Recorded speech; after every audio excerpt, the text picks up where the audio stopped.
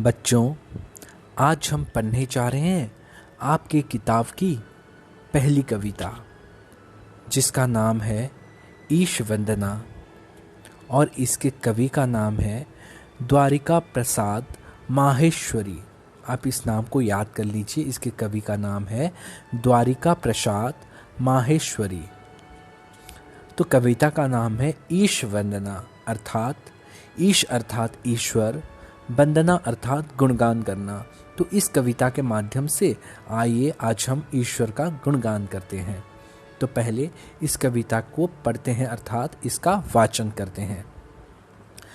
जिसने सूरज चांद बनाया, जिसने तारों को चमकाया, जिसने फूलों को महकाया, जिसने चिड़ियों को चहकाया, जिसने सारा जगत बनाया, हम उस ईश्वर के गुण गाएं, उसे प्रेम से शीश झुकाएं।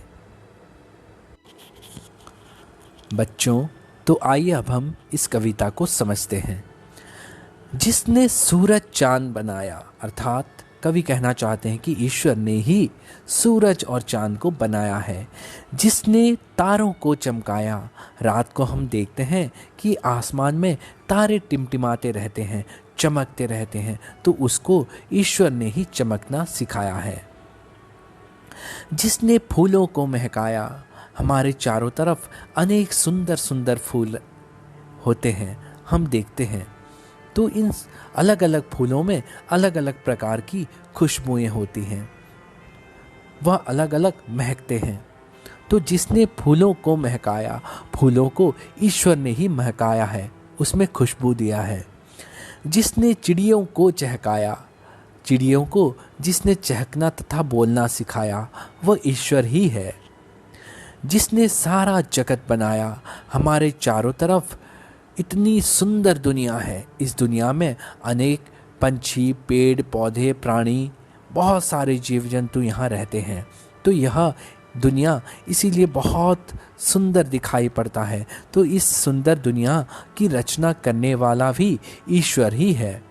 तो इसीलिए हम उस ईश्वर के गुण गाएं। तो इसीलिए कवि कहते हैं, तो उस ईश्वर ने हमें इतना कुछ दिया है चारों तरफ हमारे वातावरण में।